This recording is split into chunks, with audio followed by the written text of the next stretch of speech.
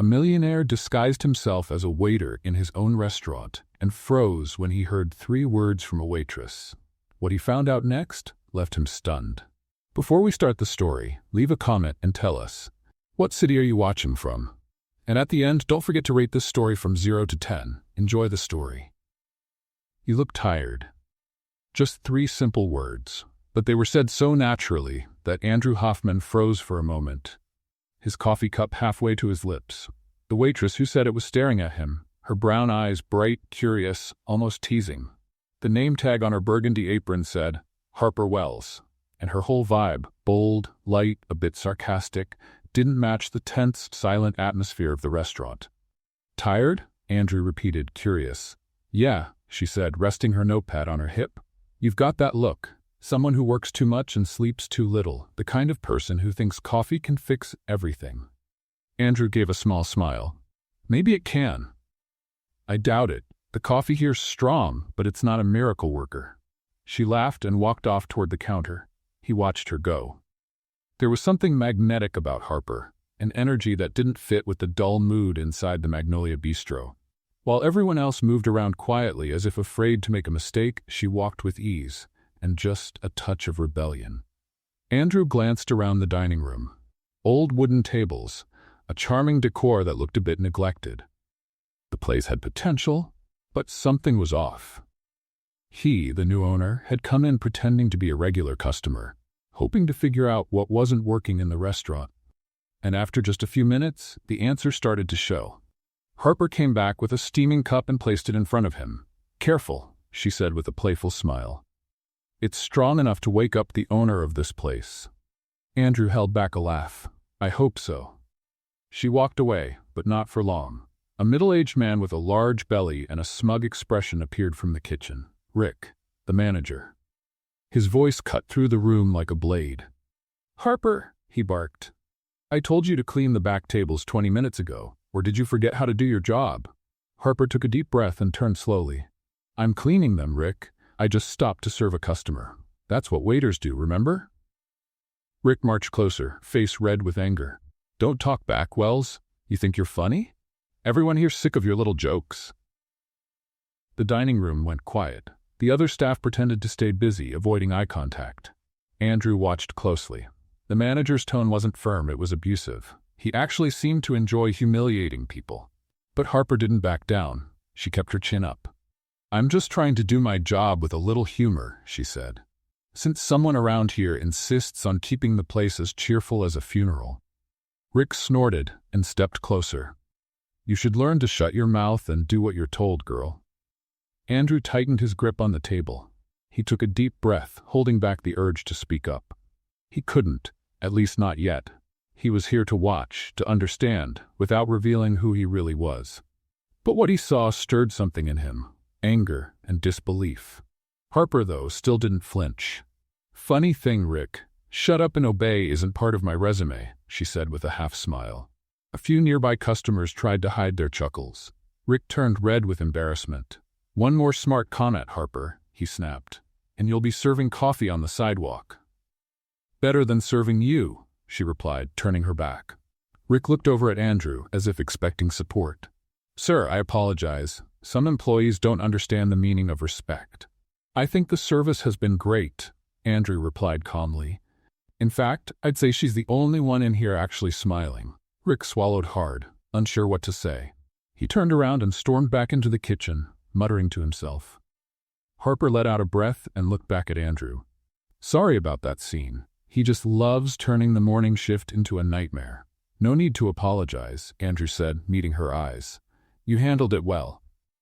Oh, I practice daily. If sarcasm were an art form, I'd have a trophy by now. She rested the tray on her hip and gave a half smile. Want more coffee? Only if it comes with another motivational speech, she laughed. Deal. That'll cost you a smile. And he did smile. Genuinely. Maybe for the first time in weeks. As she walked away, Andrew noticed something else. The energy in the restaurant shifted when Harper was around. Even under pressure, she kept things light. Customers seemed to relax. But there was another feeling in the air too. Fear. The rest of the staff moved like they were walking on glass. Rick watched them all from the shadows, just waiting to explode at the smallest mistake. Andrew sipped his coffee slowly, thinking. The Magnolia Bistro had a soul. Hidden, stifled, and her name was Harper Wells. The problem was who was dimming her light. When she came back with the check, he asked, "Have you worked here long?" "Long enough to know this coffee can't be saved and that Rick was born yelling," she said with a laugh. He placed the payment on the table along with a generous tip. Harper glanced at the amount and raised her eyebrows. "Is this for real?" "Consider it a thank you for reminding me there are still people who speak their minds," she smiled amused. "Saying what you think is the only thing keeping us sane around here." "And the job?" "Oh, that's just a detail," she winked. "I lose one a week, but I get great stories out of it." Andrew laughed out loud. It was impossible not to like her. As he stood up to leave, she walked him to the door. "Come back anytime, mysterious stranger." "I just might." He looked at the restaurant sign, then at her. "I think I'll be back sooner than you expect." Outside, the morning breeze brought him back to reality. He walked to his car and, before getting in, glanced once more at the restaurant. Inside, Harper was smiling at another customer, trying to hide her exhaustion, while Rick watched everything with that controlling look. Andrew took a deep breath. He already knew what he needed to do. If he wanted to understand the Magnolia Bistro and fix it, he'd have to see it from the inside. Live what its staff lived. And that's when Andrew Hoffman made the decision that would completely change the course of his life, and Harper Wells's. In the coming days, no one would see the billionaire. And without realizing it, in making that choice, he was about to discover something much stronger than any coffee. The next morning, Andrew sat in his private office, the panoramic view of Charleston stretching beyond the glass windows. He turned his leather chair and picked up the phone. "David, I need a favor, a very specific one." On the other end of the line, his personal assistant, David Martinez, replied with his usual professionalism. "Of course, Mr. Hoffman, what do you need?" "I want you to get me a job at the Magnolia Bistro, but no one can know who I am. No one." There was a pause. "Sir, are you saying you want to work as a waiter?" "Exactly. Use a fake name. Jack Price. Tell the manager I'm unemployed and looking for a chance. 1 full month, David. I need to understand what's going on from the inside." "I see." David hesitated. "May I ask why?"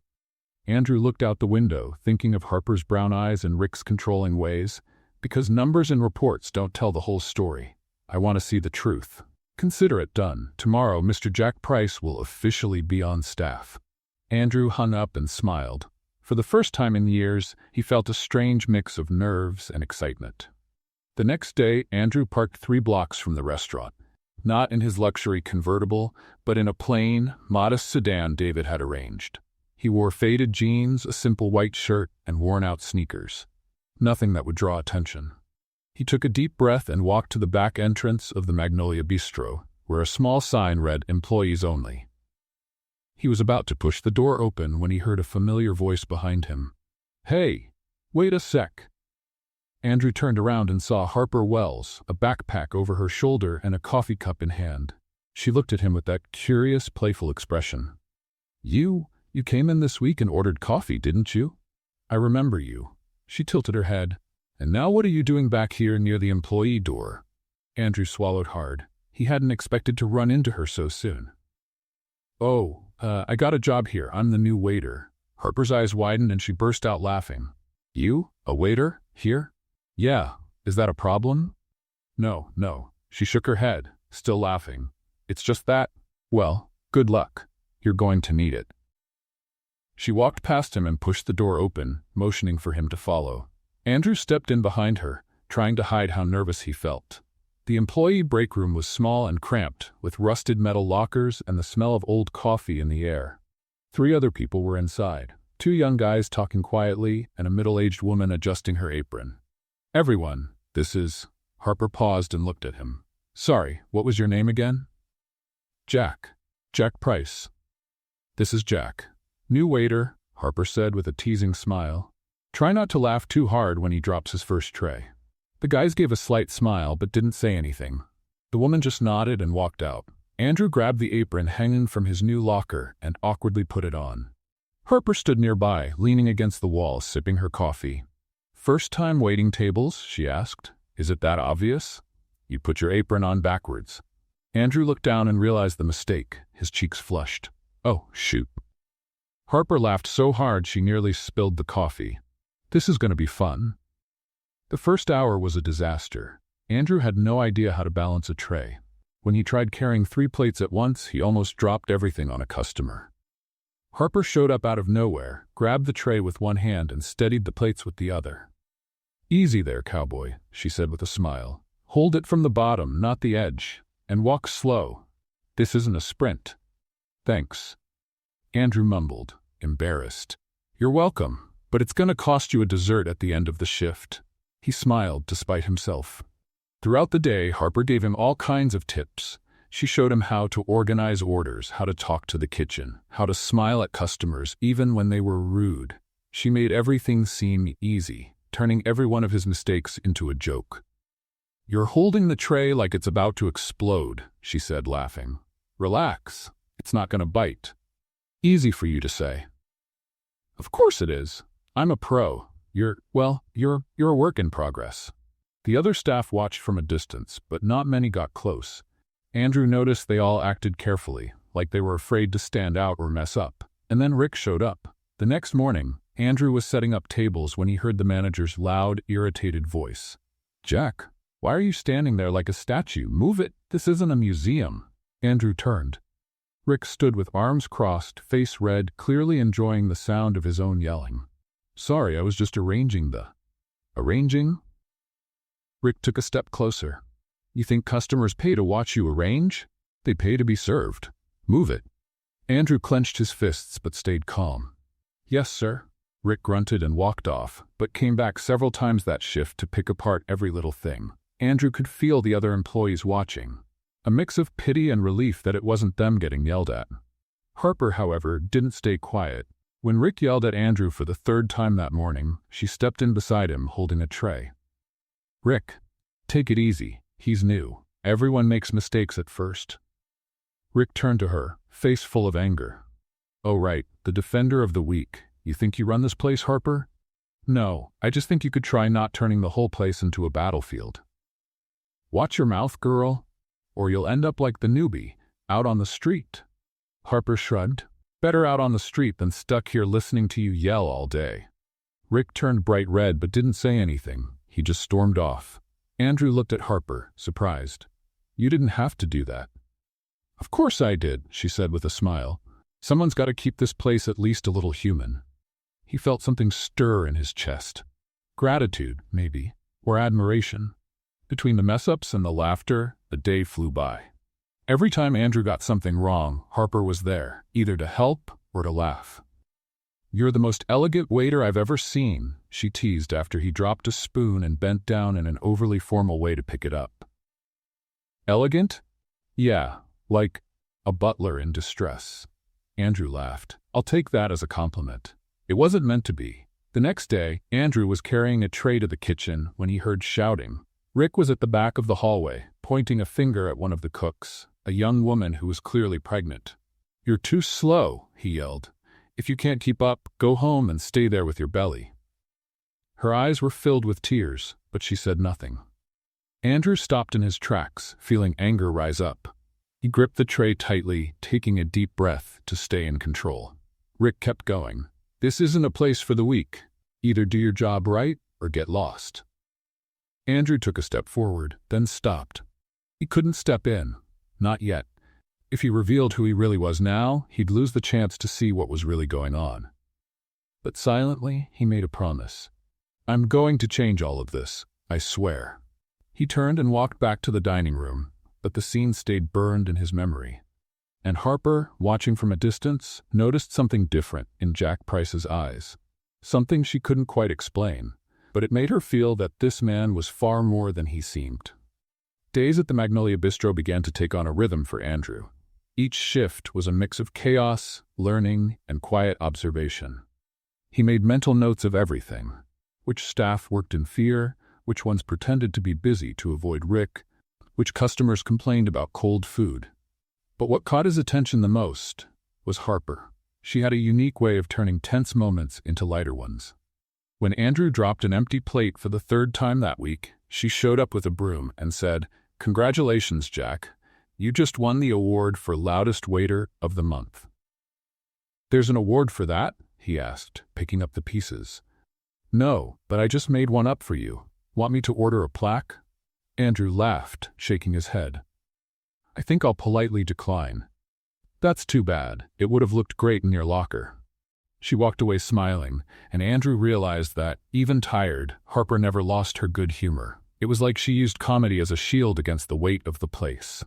During a coffee break, they sat together in the small back patio behind the restaurant. Harper was casually scrolling through her phone while Andrew watched the street. "Can I ask you something?" he said, breaking the silence. "That depends. If it's about how to stop dropping plates, I charge a consulting fee." He smiled. "It's not that. I just wondered, why do you work here? I mean, you seem like you're capable of so much more than putting up with Rick yelling all day." Harper looked up. Surprised by the question, she stayed quiet for a moment, as if deciding how much to say. "Talent doesn't pay the bills," she finally said with a half smile. "And a job's a job. At least I get decent tips here." "But do you like what you do?" "I like serving people. I like seeing customers leave happy." She paused. "But what I really wanted was to be a chef." Andrew sat up straighter, intrigued. "Really?" "Yeah, since I was a kid, I loved cooking. My grandmother taught me everything. She used to say good food isn't just about taste. It's about making people feel at home." Harper smiled, but there was sadness in her eyes. "I always dreamed of opening my own place. Just a cozy little restaurant. Nothing fancy. Just honest." "So why didn't you try?" Harper shrugged. "Culinary school is expensive, and when you grow up without much money, dreams tend to take a back seat. You take whatever job you can find and move on." Andrew felt a tightness in his chest. This woman had so much potential, so much passion, and yet she was stuck in a place that didn't value her. "But do you still cook?" he asked. "Sometimes at home. I make my grandma's recipes, try out new ones." She laughed. "Once I tried making a soufflé and it collapsed like a building being demolished. It was hilarious. I bet it still tasted good." "It was awful," Harper laughed. "But I ate it anyway. Wasting food is a sin." Andrew smiled, admiring her spirit. Even with everything she'd been through, Harper hadn't lost her joy. She talked about her dreams with lightness, not bitterness. "You're amazing. You know that?" he said without thinking. Harper blinked, surprised. "Me? Why?" "Because you keep smiling, even when things around you are tough. That's rare." She looked away, a little shy. "Oh, I just pretend well. Deep down, I'm a mess." "I don't believe that." "You should. I'm like one of those dishes that looks nice on the outside but is totally burnt on the inside." Andrew laughed. "You have a food analogy for everything, don't you?" "It's my superpower." They went back to work, but Andrew couldn't stop thinking about that conversation. Harper had so much untapped talent, a dream locked away, all because she never got a real chance. He wanted to help, but he knew he couldn't reveal who he really was. Not yet. The next morning, the restaurant was packed. A big group of tourists filled 3 tables in the center, and Harper was rushing around trying to take care of everyone. Andrew helped where he could, but he was still slow. Then Rick showed up. He came out of the kitchen looking furious and headed straight for Harper, who was taking an order. "Harper," he shouted, right in the middle of the dining room.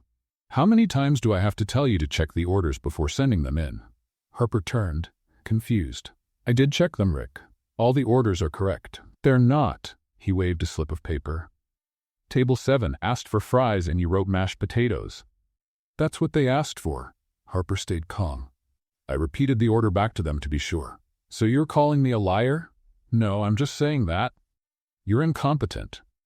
Rick raised his voice even more, and the whole restaurant went quiet. "You always have been. I don't even know why I keep you around." Harper took a deep breath, her face turning red. Andrew, standing on the other side of the room, felt anger rising. He set down his tray and took a step forward. But then he remembered. He couldn't.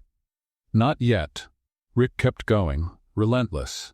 "If you can't even take an order properly, maybe you should find another job. One where being funny is enough." Harper gripped the order pad so tightly her fingers turned white.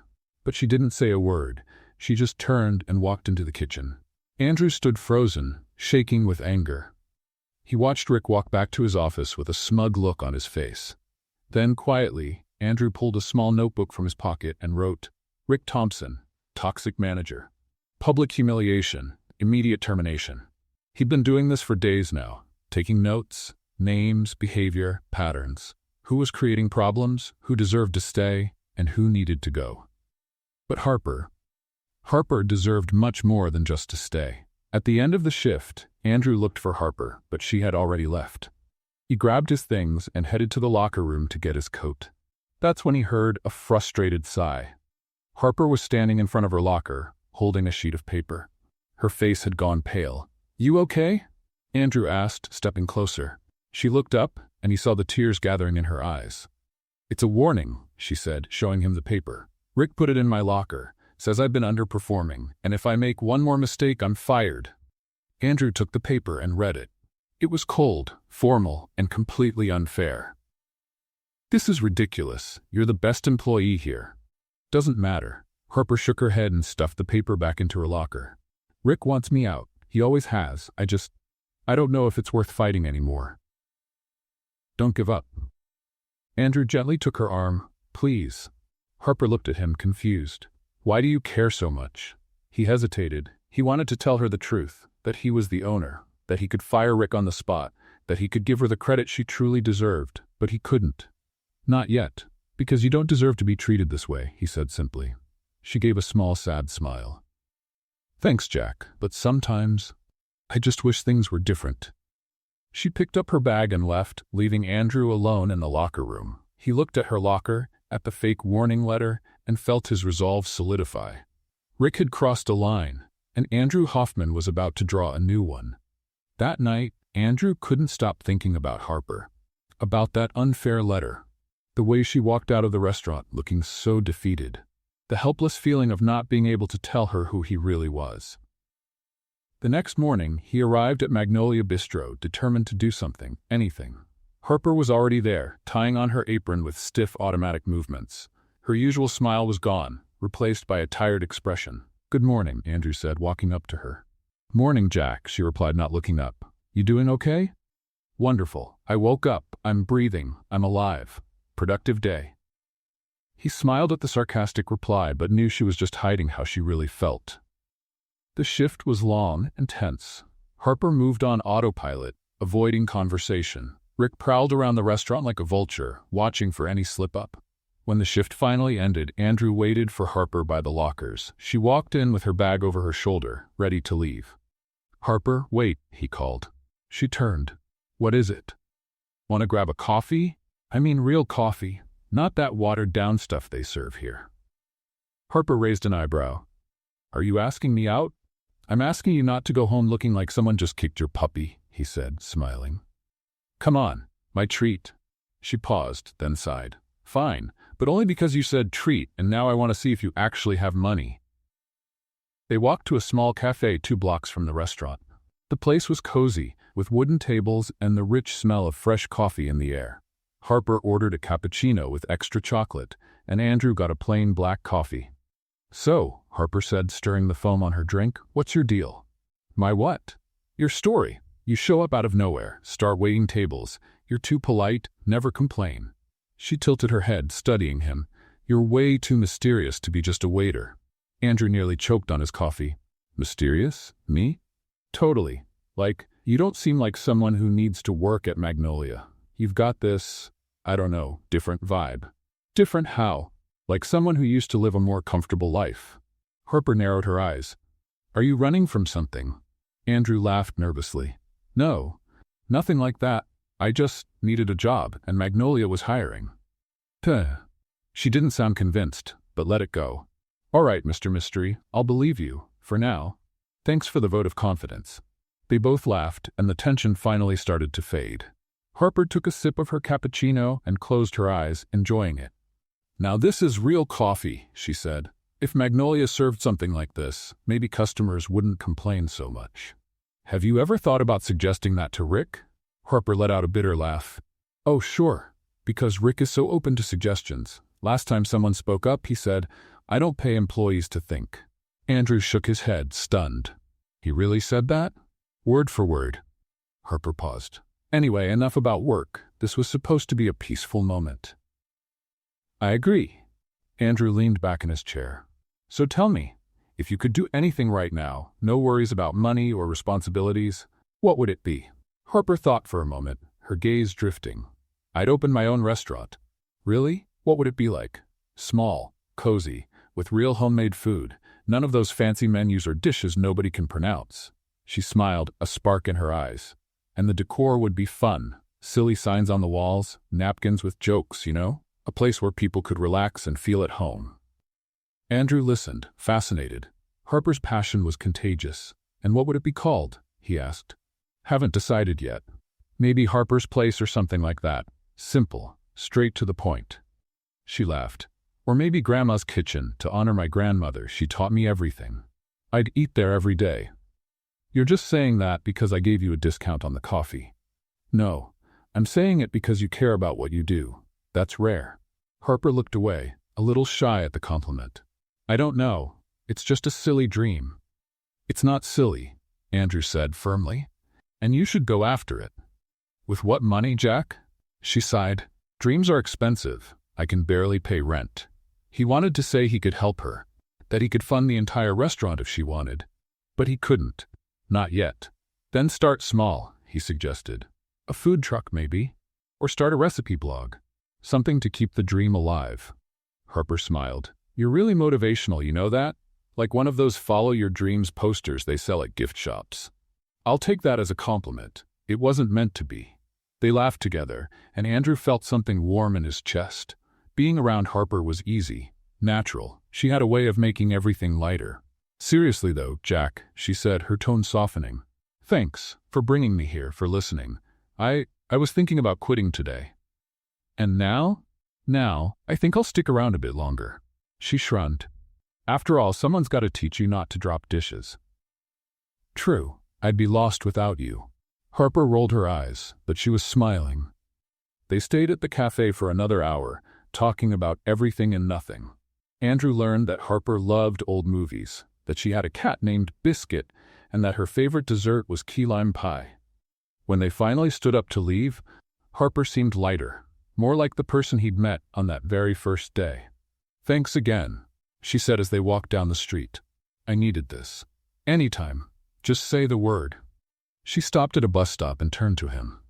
You're strange, Jack Price, but the good kind of strange. I'll take that as a compliment. This time it is. Andrew smiled and waved as her bus approached. Harper stepped on, but just before the doors closed, she called out, Hey, Jack. What? Don't give up on me too, okay? He felt a tightness in his chest. Never. The bus drove off, and Andrew stood there watching until it disappeared around the corner. The next day, Harper arrived at the restaurant with a different energy. She seemed more determined, less weighed down. Andrew noticed it right away. Good morning, he said. You seem different. I slept well, she answered, smiling, and I made some big decisions. What kind of decisions? Before she could answer, her phone rang. Harper glanced at the screen, and the smile vanished. Excuse me, she said, stepping away. Andrew watched her answer the call. Her face shifted quickly. Worry, fear, sadness. When she hung up, Harper was pale. Everything okay? Andrew asked, approaching her. It's my mom, she said, voice trembling. She had a health issue. She needs urgent treatment. Is she all right? She is, but Harper rubbed her face. The treatment is expensive, really expensive, and I don't have enough money. Andrew took a step closer. Let me help. No, Jack. She shook her head. You've already done enough. This is something I have to handle. But I'll figure it out. Harper took a deep breath, the determination back in her eyes. I always do. She put her phone away and went back to work, but Andrew could see it, the tension in every move she made. At the end of the shift, Harper disappeared quickly. Andrew only found out later, through another employee, that she had signed up for a cooking contest with a cash prize.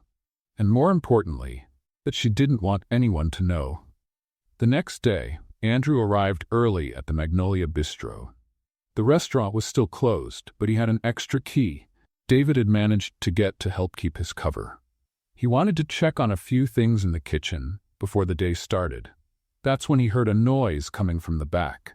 Curious, he walked quietly toward the kitchen and found Harper there, wearing a big apron, ingredients spread across the counter. She was so focused she didn't even notice him. "Starting early today?" Andrew asked. Harper jumped, nearly knocking over a bowl. "Wow, you scared me." "Sorry," he smiled, walking closer. "What are you doing?" Harper hesitated, biting her lip. "Just practicing a few recipes." "For the contest?" Her eyes went wide. "How do you know about the contest?" "I overheard some of the staff talking yesterday," Andrew lied. "Didn't realize it was a secret." "It's just—" Harper sighed. "I don't want Rick to find out. If he knows, he'll find a way to sabotage me." "Makes sense." Andrew looked at the ingredients. "Can I help?" "You?" Harper laughed. "Jack, you can barely carry a tray. Imagine working a stove." "Hey, I can learn. Besides, you'll need someone to taste the food, right?" Harper thought for a moment, then shrugged. "All right, but if you burn my pan, you're buying me a new one." "Deal." Harper started explaining the recipe. A classic southern stew with chicken, vegetables, and special spices. Andrew paid attention, but once he started helping, chaos followed. "Jack, I said 2 cups of broth, not 2 spoonfuls," Harper said, trying not to laugh. "Oh, really?" Andrew looked at the pot. "I thought it looked like too little." "Because it is too little." She grabbed his measuring cup. "Look, let me show you again. This is a cup. You fill it up to here, see?" "Got it." 5 minutes later, Andrew dumped an entire packet of pepper into the pot. "Jack!" Harper shouted, trying to save the stew. "This isn't a spicy food competition." "Sorry, the package slipped." Harper laughed so hard she had to hold on to the counter. "You're a danger in the kitchen." "I told you I wasn't good at this." "Not good is putting it mildly." She wiped away a tear from laughing. "You're a total disaster." But even with all the mistakes, Andrew didn't give up. He kept helping, following Harper's instructions, and little by little started to get the hang of it, or at least tried. When the first dish was finally ready, after 3 attempts, Harper tasted it carefully. "Well?" Andrew asked, anxious. "It's not bad," she said, surprised. "Actually, it's pretty good. Considering you almost destroyed my kitchen, that's a miracle." "See? I told you I could help. You helped create chaos. That doesn't count." They laughed together, and Andrew realized how easy it was to be around her. Even in the simplest moments, Harper had a way of making everything feel special. In the days that followed, the routine repeated. Harper arrived early to practice, and Andrew showed up to help, which usually meant causing a mess and making her laugh. One morning, he dropped an entire pot of sauce on the floor. "Jack," Harper yelled, still laughing. "How do you manage to be so clumsy?" "It's a natural talent," he said, grabbing a rag to clean up. "A talent I've never seen before," she said, kneeling down to help. "Honestly, you're like a hurricane in human form." "Thank you?" That wasn't a compliment, but her smile said otherwise. Another day, Andrew mixed up sugar with salt and nearly ruined a dessert. "Taste this," Harper said, handing him a spoon. He tried it and made a face. "This is interesting." "Interesting?" Harper tried it too and immediately spat it out. "This is awful. What did you put in it?" "Sugar? That's salt, Jack." "Oh." He looked at the container. They looked the same. Harper shook her head but was laughing. "You're impossible." "But admit it, you're having fun." "I am," she said, smiling. "You're like my favorite disaster." Andrew felt something warm in his chest at those words. They stood there, in the middle of the messy kitchen, looking at each other. The laughter faded, replaced by something else, something deeper. Harper stepped forward without even realizing it. "Jack?" He didn't think, he just leaned in and kissed her. It was a soft kiss, almost hesitant, as if he were asking permission, and Harper answered, wrapping her arms around his neck and pulling him closer. The world around them disappeared. There was no kitchen anymore, no recipes, nothing but the two of them. When they finally pulled apart, they were both out of breath. "That was," Harper began. "Unexpected?" Andrew finished. "I was going to say nice, but unexpected works too." She smiled, her cheeks flushed. Andrew chuckled, touching his forehead to hers. "I've wanted to do that for days." "Really? And you didn't because I was too busy dropping things?" Harper burst out laughing, resting her head on his shoulder. "You're ridiculous. But you like me." "Unfortunately, yes." They stood like that for a moment, wrapped in each other's arms in the middle of the kitchen, until Harper's timer went off, reminding them the restaurant would open soon. We need to clean this up before someone walks in, she said, glancing around at the mess. Right, we don't want Rick to see this. Together they started tidying up, working in sync. There was a new lightness between them, a connection that hadn't been there before. Andrew knew he was heading into dangerous territory. With every day that passed, keeping the truth hidden got harder. But when he looked at Harper, when he saw her smile, it all felt worth it. The next morning, Andrew was setting the tables when Rick's voice echoed from the kitchen. Harper, in my office, now. Andrew stopped what he was doing and quietly stepped closer, worried. Through the cracked door, he could hear the conversation. So it's true? Rick's voice was filled with anger. You're entering some cooking competition? Yes, Harper answered, her voice steady, but it doesn't interfere with my job here. Doesn't interfere? Rick let out a bitter laugh. You've been using my restaurant's ingredients to practice. That's theft, Wells. I haven't stolen anything. I bought the ingredients with my own money. Liar, I saw the inventory. We're missing meat, spices, everything you're using for your little contest. Andrew clenched his fists. That wasn't true. He'd seen Harper buy her own ingredients at the store. That's not true, Rick, Harper said, staying calm. And you know it. What I know, Rick stepped closer to her, is that you're stealing from me. And if you don't drop out of that contest, I'll report you. I can make sure you lose your job and never work in another restaurant in Charleston again. A tense silence followed. You can't do that, Harper said, though there was fear in her voice.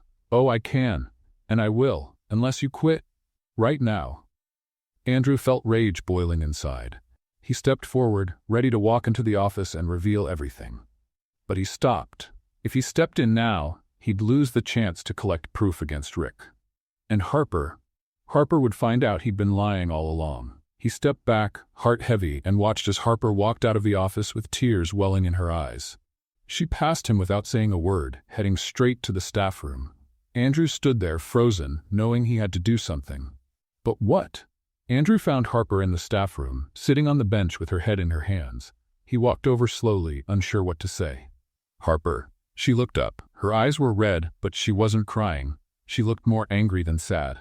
You heard? She asked. I did. Andrew sat next to her. And it's all lies, everything he said. I know that, and you know that. Harper sighed. But Rick doesn't care about the truth. He just wants me out of here. Let me help, Andrew said, gently touching her arm. I can talk to him, or, I don't know, we could gather proof that you bought everything yourself. Harper shook her head. It won't help, Jack. Rick always finds a way to twist things to his advantage. That's how he works. Then let's go over his head. Let's talk to the owner. Harper let out a bitter laugh. Nobody knows who the owner is. He never shows up. He's like a ghost, a rich ghost who buys restaurants and lets them fall apart. Andrew felt the weight of her words. That's exactly how Harper saw him, as an absent ghost. And she wasn't wrong. There has to be something I can do, he insisted. Harper turned to face him. You know what I really need, Jack? I don't need someone trying to be a hero and fix everything. I need honesty. I need people to be who they say they are. And I need someone on my side without a hidden agenda. Her words hit Andrew like a punch to the gut. Honesty, the one thing he wasn't giving her. Harper went on, I've dealt with fake people my whole life. People who make promises and don't keep them. People who pretend to be something they're not. She paused, taking a deep breath. And I'm tired of it. Andrew opened his mouth to speak, but nothing came out. What could he possibly say? That he was exactly the kind of person she'd just described? That he was hiding who he really was? Sorry, Harper said, running her hands over her face. I shouldn't take it out on you. None of this is your fault. No, you're right, Andrew said, swallowing hard. Honesty matters. Harper gave a faint smile. See? That's why I like you. You get it. But he didn't. In fact, he was doing the exact opposite of what she wanted. Harper stood up, adjusting her apron. Well, no point in sitting around feeling sorry for myself. I've got tables to serve and bills to pay. Life doesn't stop just because the boss is a jerk. Are you still going ahead with the contest? Andrew asked. I am, she replied, determined. Rick can threaten me all he wants, but I need that money. I'll be careful. I'll keep every receipt, and if he tries to frame me, I'll prove he's lying. And what if it doesn't work? Harper shrugged. Then I'll look for another job. Wouldn't be the first time. Andrew admired her courage, but he also felt a growing frustration. Harper was fighting alone against an unfair system, and he had the power to change everything with just one phone call. But he couldn't. Not yet. Not without losing her trust. The rest of the day dragged on. Andrew watched Harper work, noticing how she kept smiling at customers even while carrying so much weight on her shoulders. She laughed, made jokes, served with kindness, but he saw the tension behind every move. Rick, on the other hand, strolled through the restaurant with a satisfied grin. He knew Harper was in a vulnerable spot, and he was enjoying every second of it. When the shift finally ended, Andrew went straight home, or rather, to the luxurious penthouse he called home. The contrast between that apartment and the tiny studio Jack Price supposedly rented was striking. He tossed his keys on the table and walked over to the window, staring out at the city lights. Harper's words echoed in his mind. "I don't need a hero, I just need honesty." Andrew picked up his phone and dialed David's number. "Mr. Hoffman?" his assistant answered. "David, I need you to take care of something for me." Quietly. "Of course, what do you need?" Andrew hesitated.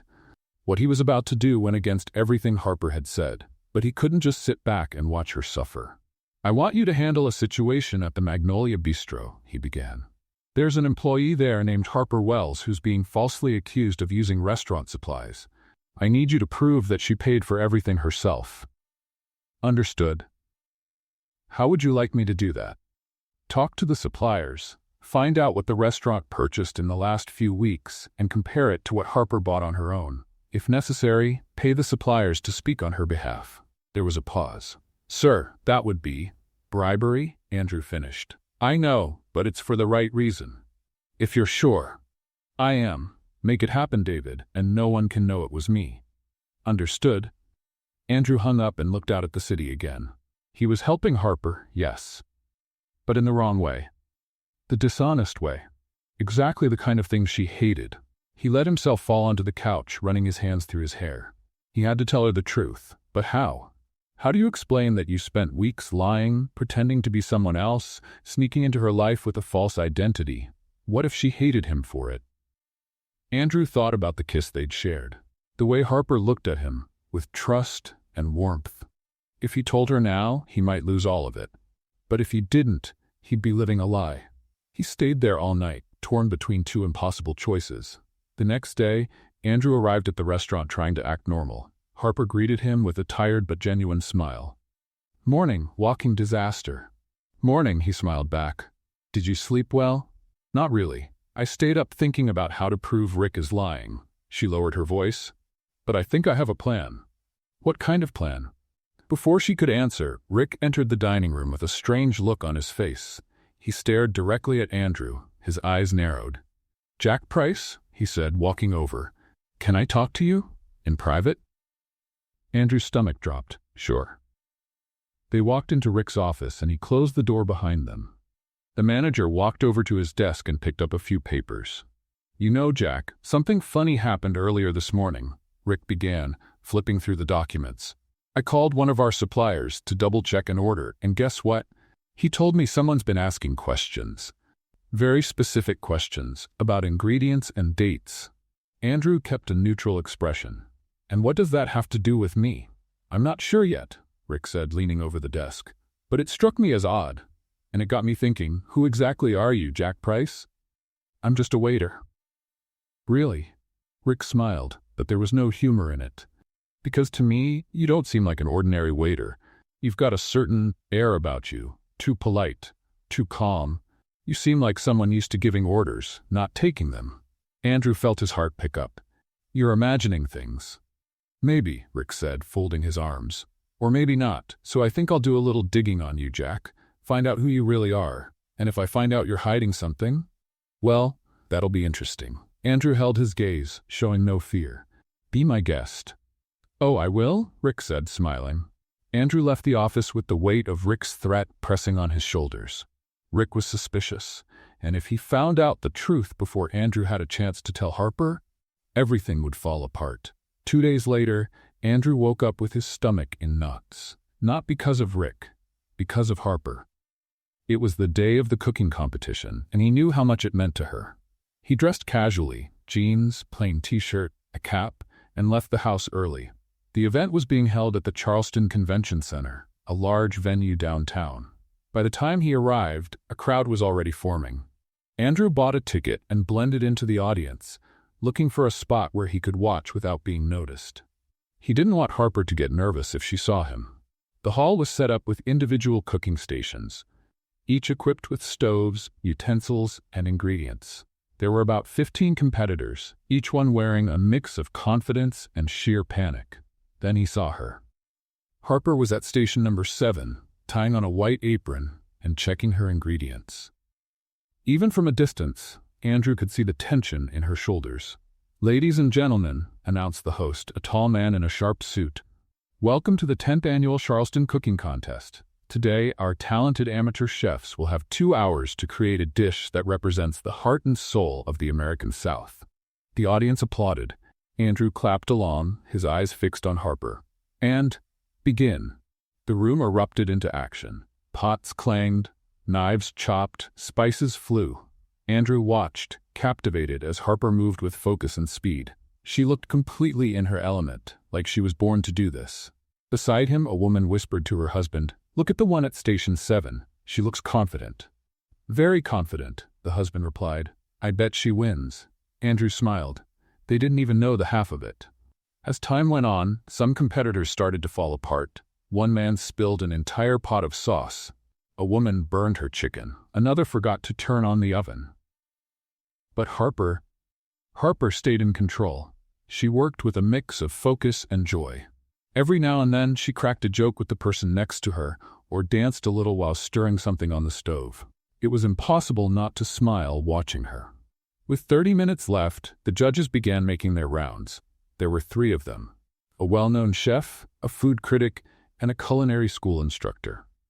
When they reached Harper's station, she greeted them with a bright smile. "How's it going here?" asked the chef. "Great," Harper replied, seasoning something in the pan. "I'm making a special stew. I call it Southern Magnolia." "Magnolia?" the critic repeated with interest. "Is there a story behind that?" "Yes, it's a tribute to the place where I work, the Magnolia Bistro," Harper explained. "And also because the magnolia represents dignity and strength, kind of like the people who work hard every day and still find reasons to smile." Andrew felt a lump rise in his throat. She was talking about herself. The judges looked impressed and moved on. When the timer finally went off, all the contestants stepped back from their stations. Harper wiped her hands on her apron and looked down at her dish with pride. "Time for judging," the host announced. One by one, the judges tasted each dish, taking notes and making comments. Some received praise, others harsh critiques. When they reached Harper's station, Andrew held his breath. The chef took a spoonful, tasted it, and closed her eyes. "Wow! This is exceptional," said the critic. "The seasoning is perfectly balanced." The culinary instructor nodded. "And there's something more here. It's not just technique. This dish has soul." Harper blushed, smiling. "Thank you. My grandma used to say food without love is just fuel. So I made sure there's plenty of love in that bowl." The judges laughed, clearly charmed not just by the food, but by her personality too. When they finished tasting all the dishes, the judges gathered to deliberate. The tension in the room was thick. Andrew tapped his fingers nervously on his knee.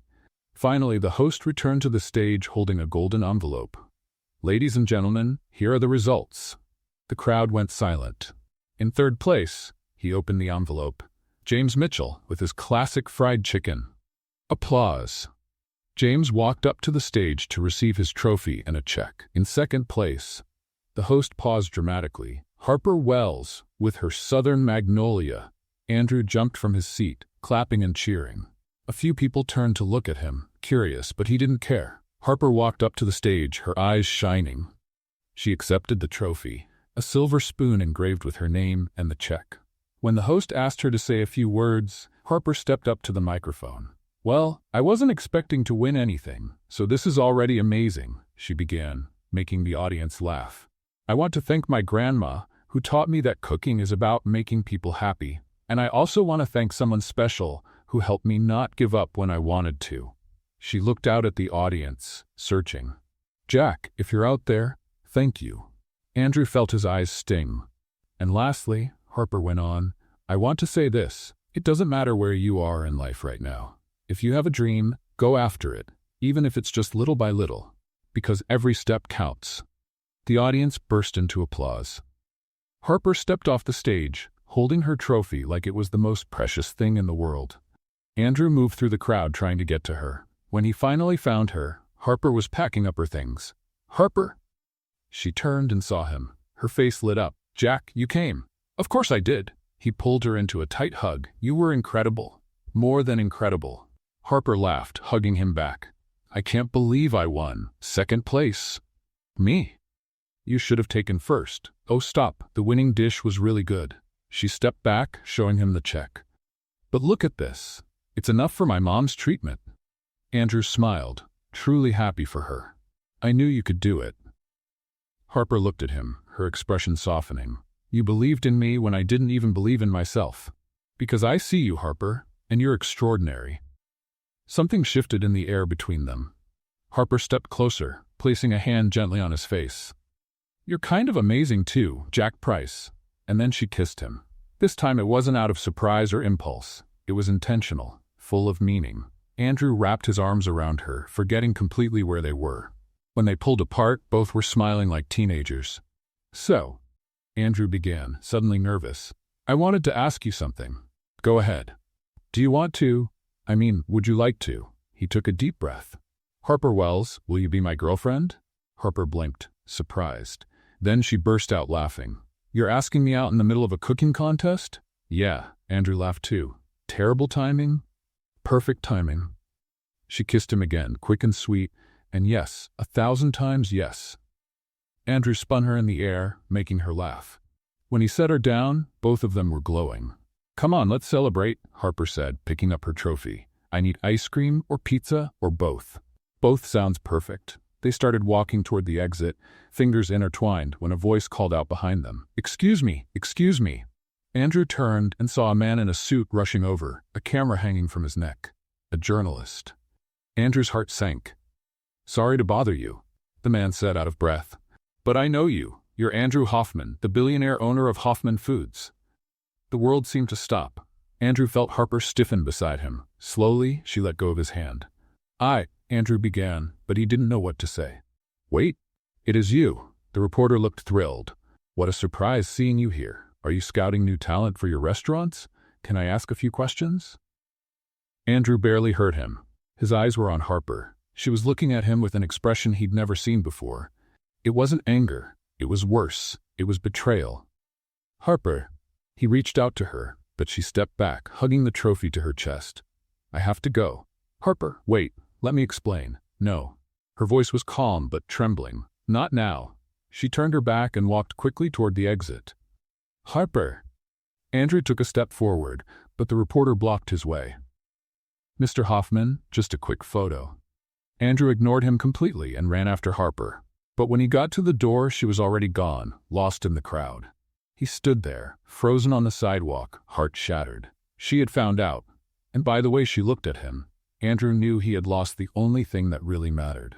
The next morning, Andrew arrived at the Magnolia Bistro with a knot in his stomach. He had tried calling Harper all night, but she hadn't picked up. He sent messages. None answered.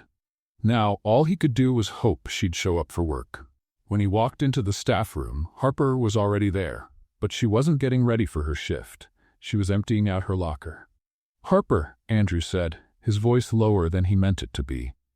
She froze for a second but didn't turn around. She kept putting her things into a cardboard box. Please, just hear me out. He stepped forward. I can explain. Harper finally turned, and the look on her face made Andrew stop in his tracks. There were no tears, just a cold, controlled anger. Explain? She repeated, her voice sharp. Explain what exactly?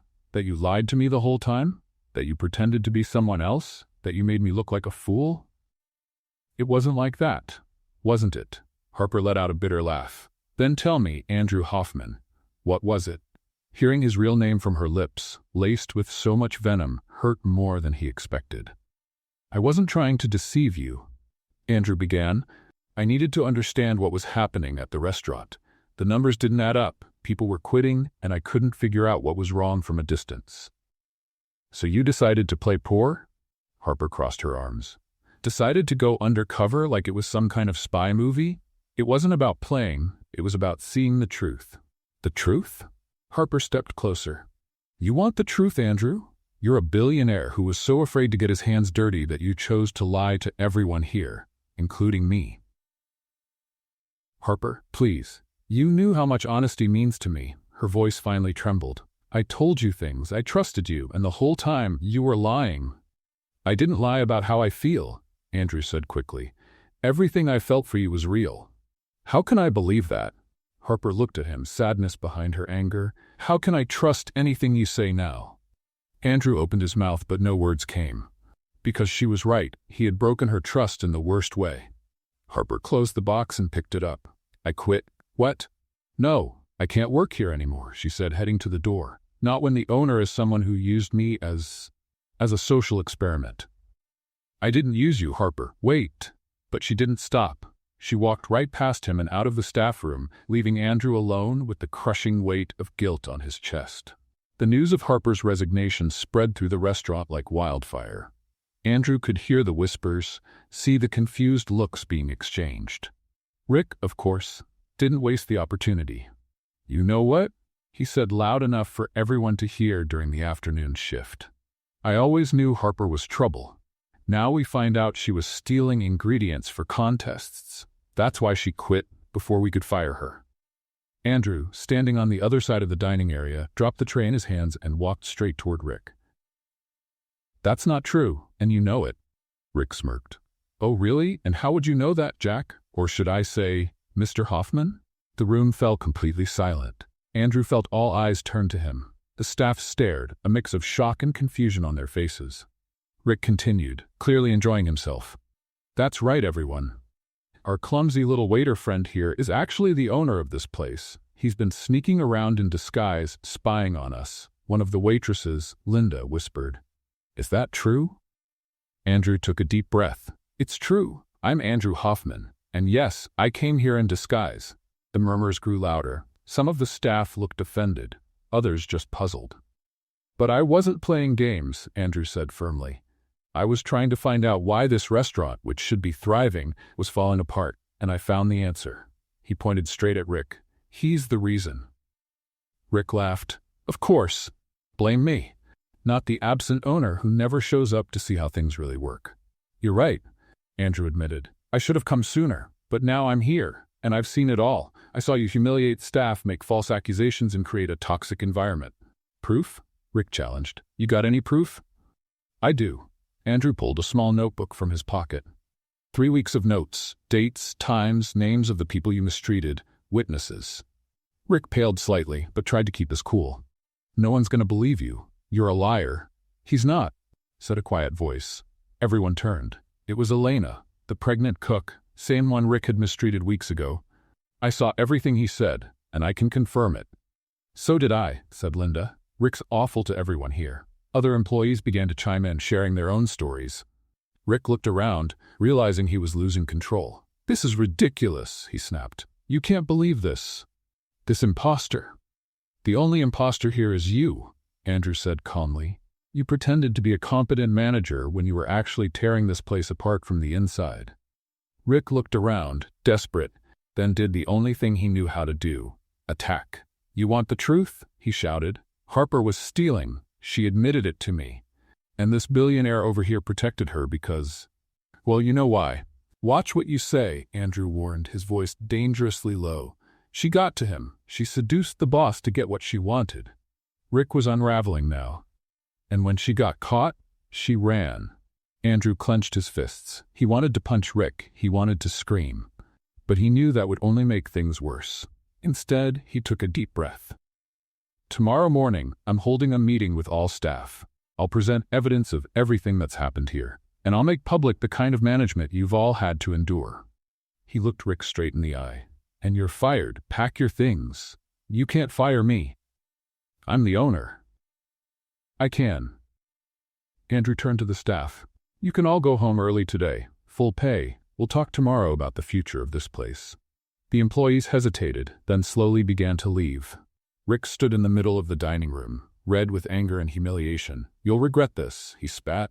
"I'll tell the whole city what you did. I'll ruin your reputation."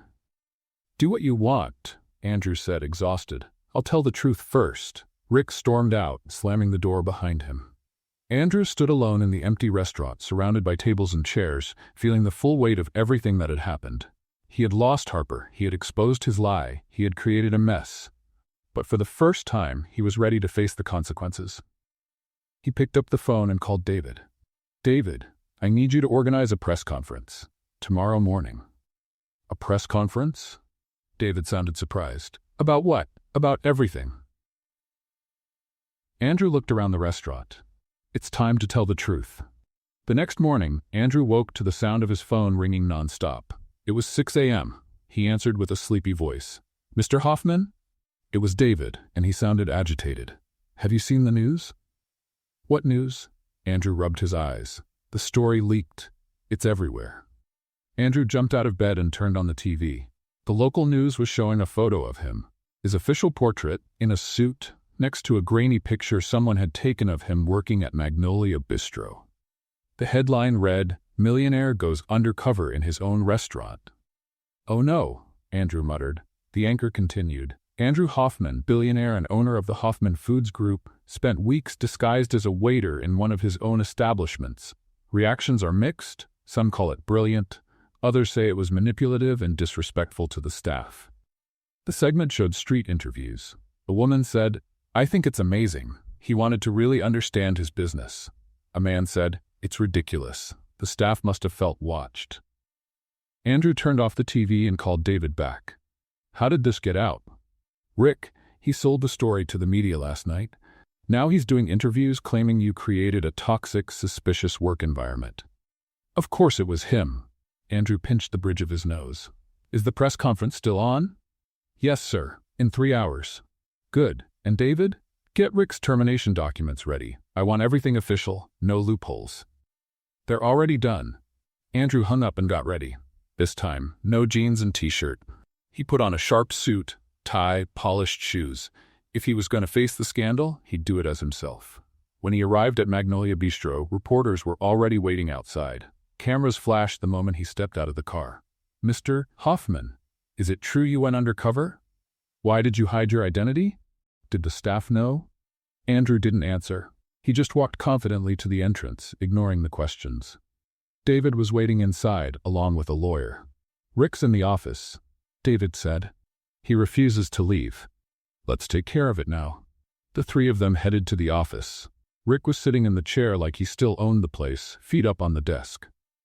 "Oh, the great billionaire has arrived," Rick said sarcastically. "Come to lecture me?" Andrew walked into the room and placed a folder on the table. "I came to make your dismissal official."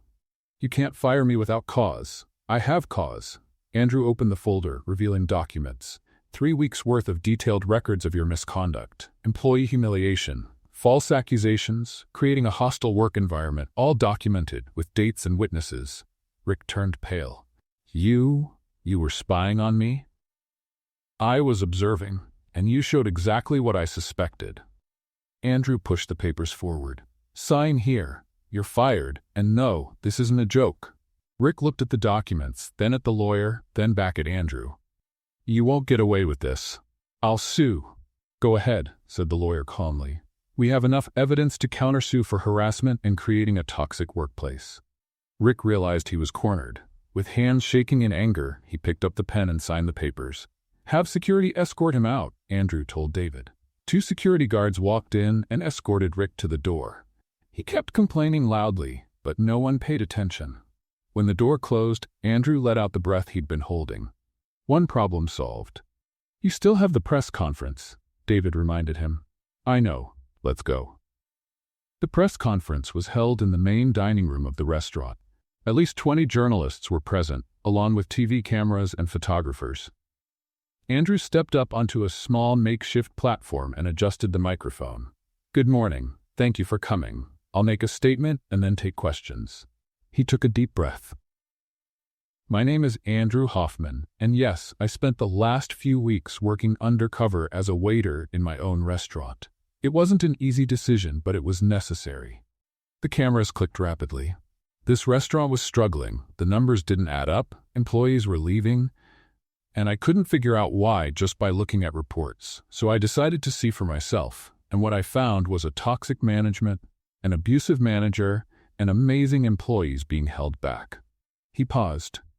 Yes, I lied about who I was, and I understand that some employees feel betrayed, but I never intended to spy or punish anyone. I wanted to understand, and now that I do, I plan to fix it. A reporter raised a hand. What about the accusations that one of your employees was stealing?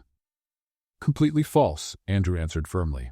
Those accusations were made up by former manager Rick Thompson as retaliation.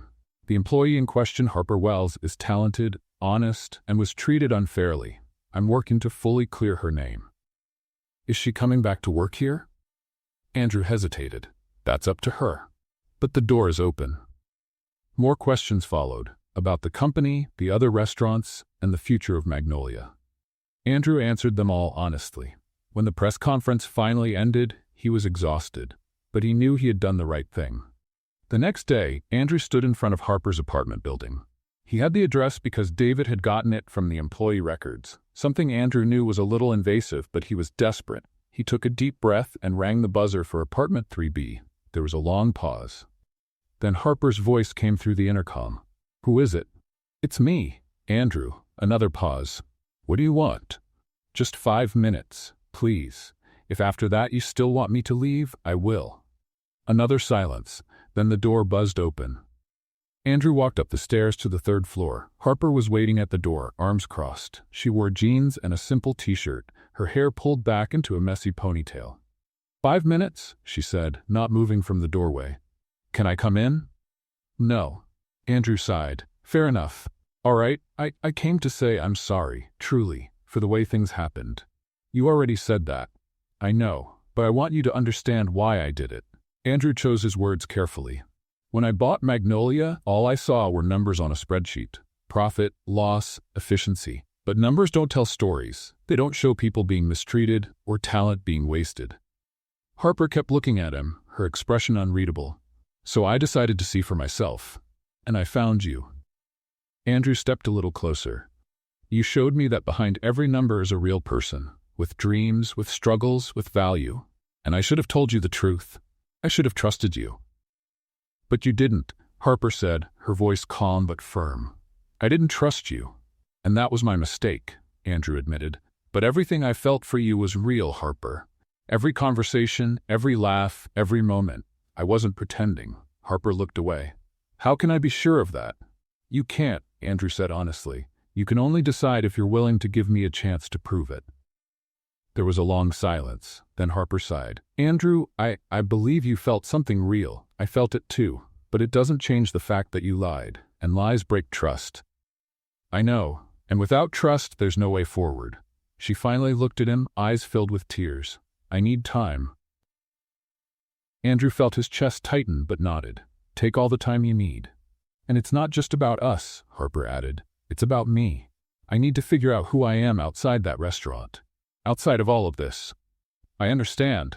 Andrew reached into his coat and pulled out an envelope. But before you go, I want to give you this. Harper took the envelope cautiously. She opened it and found a formal letter inside. It's a job offer, Andrew explained. Executive chef at Magnolia Bistro, competitive salary, full benefits, and complete creative control over the menu.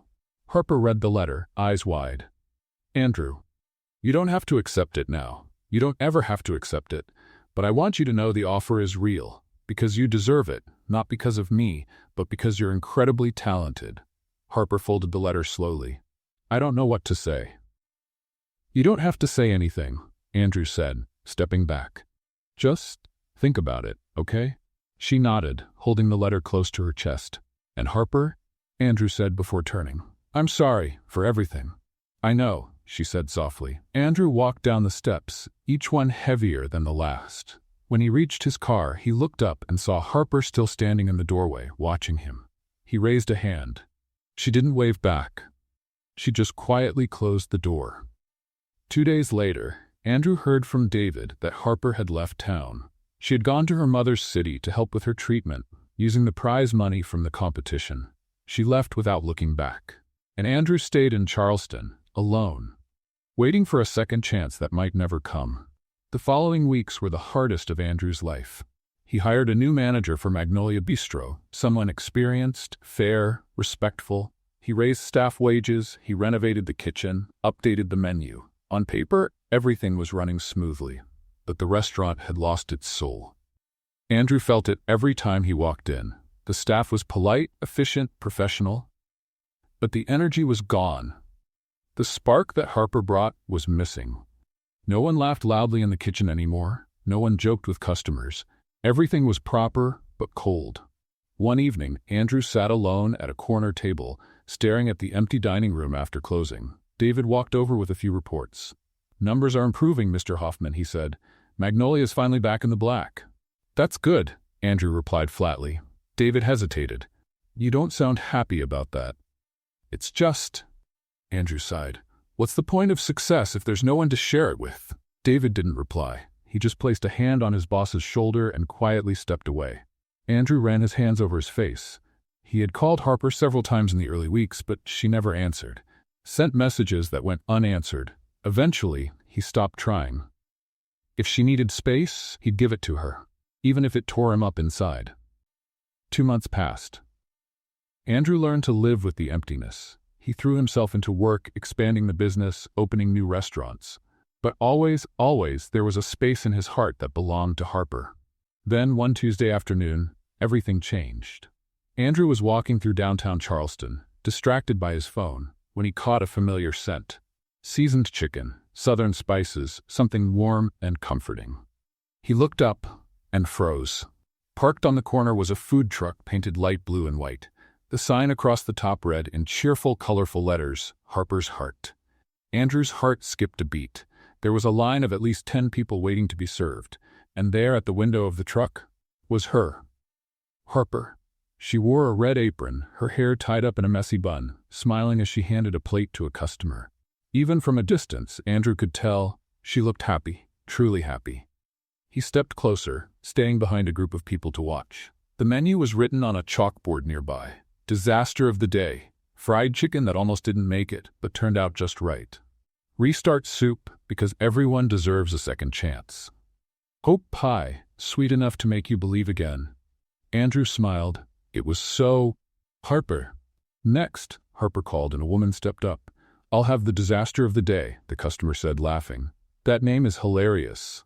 "It's based on personal experience," Harper replied with a playful smile. "Once I tried to make fried chicken and almost burned down a kitchen, but I learned from my mistakes, so now it's perfect, or close." The customer laughed. "You're funny. First time I've seen someone sell food with self-deprecating humor. It's my marketing strategy, brutal honesty with a dash of humor." Harper packed up the order. "Here you go. If you don't like it, feel free to complain. I love constructive criticism, or destructive, doesn't matter." The woman took her food, still laughing, and walked away. Andrew watched as Harper served 3 more customers, each interaction full of jokes and warmth. She turned a simple food sale into something memorable. Finally, the line got shorter. Andrew took a deep breath and walked up. When he reached the window, Harper had her back turned, organizing something. "Go ahead with your order," she called without looking. "One disaster of the day, please," Andrew said. Harper froze. Slowly, she turned around. Their eyes met. For a long moment, neither said a word. "Hi," Andrew finally said. "Hi," Harper replied softly. "So, you're back." "I'm back." She crossed her arms, but there was no anger in her expression, just caution. "Been back for 2 weeks. Why didn't you tell me?" Harper shrugged. "Figured you were busy being a billionaire." Andrew gave a sad smile. "Never too busy for you." She looked away. "Andrew, I'm sorry." He raised his hands. "I'm not here to pressure you, just, it's good to see you." Harper studied him for a moment, then sighed. "So do you want the disaster of the day or not?" "I do." She prepared the meal in silence, packed it, and handed it to him. $10. Andrew paid and took the food. "Can I eat here?" Harper pointed to a small plastic table next to the food truck. "Go ahead." He sat down and opened the box. The chicken was perfectly golden, crispy on the outside, juicy inside. There was mashed potatoes, sautéed collard greens, and a sauce that smelled amazing. Andrew took the first bite and closed his eyes. It was incredible. Well, Harper appeared at the window, pretending not to care. Gonna complain or compliment? Harper, this is outstanding. She smiled, trying to hide her pride. Thanks. Seriously, it's better than anything we served at Magnolia. Don't exaggerate. I'm not exaggerating, Andrew said, looking up at her. You're amazing, and this food truck is amazing. You're doing exactly what you always dreamed of. Harper leaned on the window.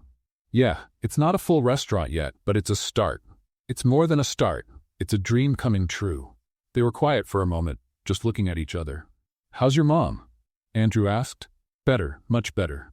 Harper smiled genuinely. The treatment worked. She's recovering well. I'm glad to hear that. Thanks. She paused. And you? How's Magnolia? Running, making money. Andrew shrugged. But it's not the same without you. Harper looked away. Andrew. I know. You need time. He finished the meal and stood up. I just wanted you to know, I admire you for having the courage to start over and chase your dream on your own. Harper looked at him, surprised. You didn't need me. You didn't need my help or my money. Andrew smiled. You did this yourself, and that's incredible. Before Harper could respond, a middle-aged man walked over. He wore glasses and carried a notebook. Excuse me, he said. Are you Harper Wells? Harper blinked. Yes. Who's asking? Thomas Green, food critic for Charleston Food magazine. He extended a hand. I just tried your food, and I have to say, it's exceptional. Mind if I ask you a few questions for an article? Harper's eyes widened. An article about me? About you and your food truck, Thomas smiled. It's been a while since I've seen this much passion and authenticity in a kitchen, and those dish names? Brilliant. Harper glanced at Andrew, who was smiling proudly. Then she turned back to Thomas. Sure. Ask anything you'd like. Andrew took a step back to give them space. I'll let you talk. Andrew, wait, Harper called out. He stopped. Thank you, she said softly, for showing up, for everything. He smiled. Always. As he walked back toward his car, Andrew looked over his shoulder one last time. Harper was chatting with the critic, eyes lit up with excitement. And for the first time in 2 months, Andrew felt something other than emptiness. He felt hope. The following week, the article was published. The headline read, The Waitress Who Won Over Charleston, How Harper Wells Turned Dreams into Reality. The article was long, detailed, and full of praise. Thomas didn't just talk about the amazing food. He described Harper's captivating personality, her unique sense of humor, and her story of perseverance. The food truck became famous overnight. And Andrew, reading the article in his office, smiled. Harper was shining. Finally. 3 days after the article was published, Andrew sat at his desk, looking at the magazine clipping for the 10th time. The photo of Harper smiling next to the food truck was burned into his mind. He needed to see her again. But this time, he wanted to do it differently. He picked up the phone and called David. I need a strange favor. I'm used to your strange favor, sir. David replied with a hint of humor. What's the plan this time? I need simple clothes. Worn-out jeans, a faded t-shirt, an old cap. The more ordinary, the better. There was a pause. You're going undercover again? Yes, but this time it's different. Andrew smiled. This time it's for the right reason. The next morning, Andrew stood a block away from Harper's food truck. He was wearing ripped jeans, a faded gray t-shirt with an old band logo, and a Braves cap pulled low over his eyes. Dark sunglasses completed the disguise.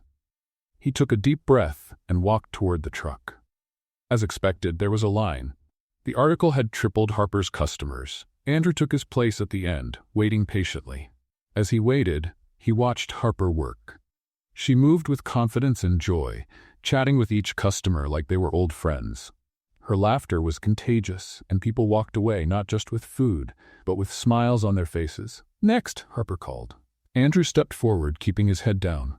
Good morning, Harper said cheerfully. First time here? Yeah. Andrew lowered his voice slightly, making it sound rougher. Heard great things.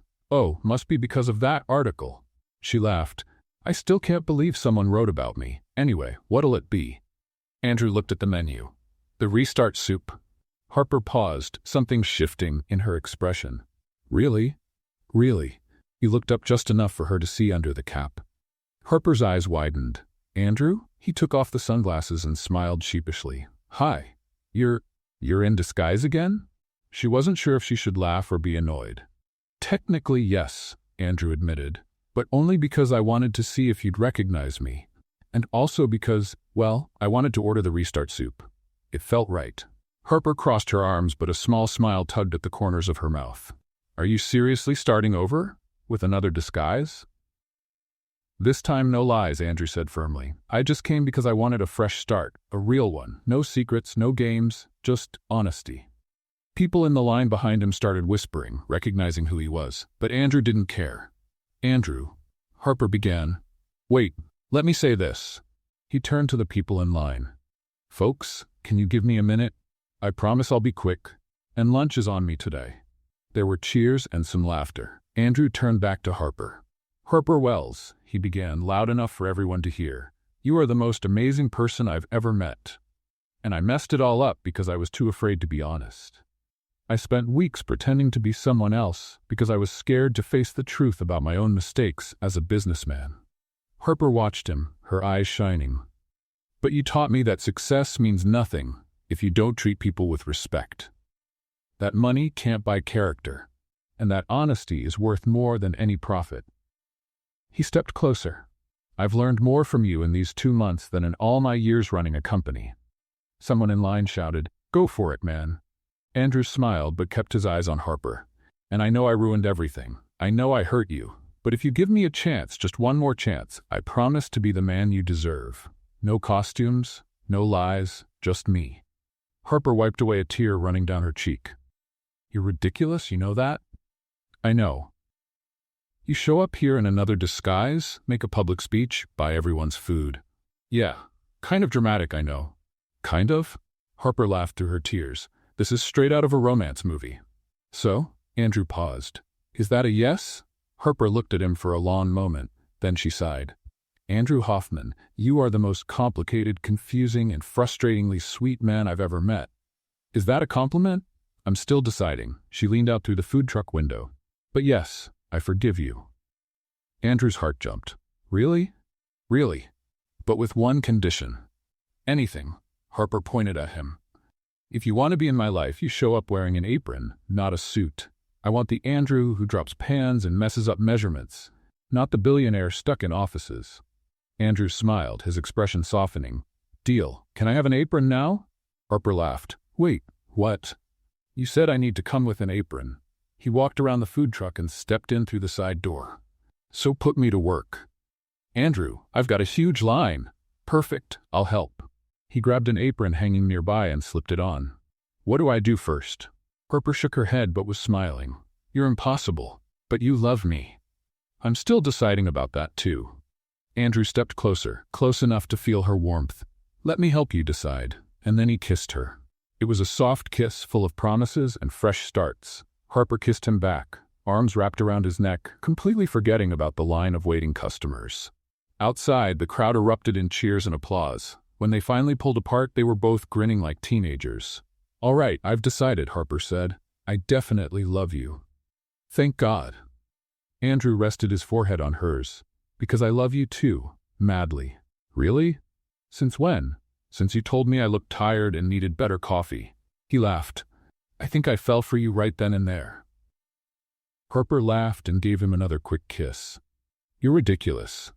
You're a ridiculous guy. My ridiculous guy, she agreed. A customer shouted from the window. Hey, not that we're not enjoying this adorable moment, but can we order some food?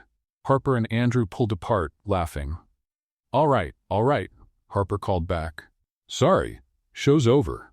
Actually, Andrew picked up a spoon and held it like a microphone. I'd like to announce that all meals today are on the house, courtesy of Andrew Hoffman. Consider it a celebration. The crowd cheered again. Harper playfully smacked his arm. You can't just offer free food without asking me first. I can. I'm a silent investor now. You're what? Andrew smiled. We'll talk about that later. For now, teach me how not to burn the soup. Harper rolled her eyes, still smiling. You're going to be a disaster in my kitchen. Probably. He pulled her in for one more quick kiss. But it'll be fun. And as they worked side by side, serving customers, laughing at mistakes, and sharing loving glances, they both knew. This time, it was real. No disguises, no lies, just love, and lots of delicious food. 6 months later, Andrew stood in front of the Magnolia Bistro watching the final touches for the big reopening. The restaurant had been completely transformed. The once dull and serious walls were now painted warm shades of cream and soft green. Plants filled the space, bringing it to life. But the most eye-catching part? The funny signs hung all over the walls. One read, "Warning, temperamental chef, but the food's worth it." Another, "Didn't like it, blame the sous chef. Loved it, thank the chef." And his personal favorite, hanging right above the kitchen entrance. "We cook with love. And a little chaos." "You're grinning like a fool," said a voice behind him. Andrew turned to see Harper, wearing a spotless white apron, her hair in an elegant but messy bun. She looked beautiful. "I'm admiring the work of the new executive chef and co-owner," he said, pulling her into a hug. "Co-owner," Harper repeated, still getting used to the title. "It still feels surreal. You deserve it." Andrew kissed the top of her head. "Every dollar invested, every minute of planning. This is yours." Harper looked around, eyes sparkling. "Ours. This is ours, Andrew."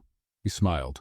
Over the past months they had worked side by side, rebuilding Magnolia. Andrew had made Harper a full partner, not out of guilt or pity, but because she earned it. She brought the creative vision, the bold flavors, the soul the restaurant needed.